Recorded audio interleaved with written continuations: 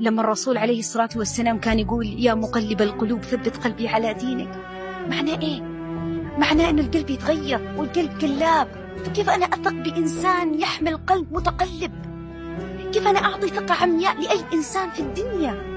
فما ينفع ثقتي بأي مخلوق تكون 100%. فلما أنا أكون شخص عودت نفسي، دي تدريبات يا إيمان، الإنسان يبدأ يعود نفسه ويتدرب لما يعرف إنه يكون متزن، يعطي حسن الظن إيوة، يكون إيجابي إيوة، يكون متوكل على الله ويتعامل بنية طيبة إيوة، لأنه على نياتكم ترزقون.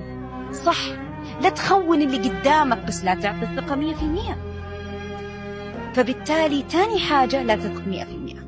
وثالث حاجة وأهم حاجة، أول ما تحس إنك عندك إحساس مش مرتاح أو حس بخطر كده، أو حاس كده نفسك كده في قرصة كده خفيفة عندك، في حاجة كده مو مريحتك، نصيحة اجلس مع نفسك شوية واهدى وفكر وتأمل العلاقة.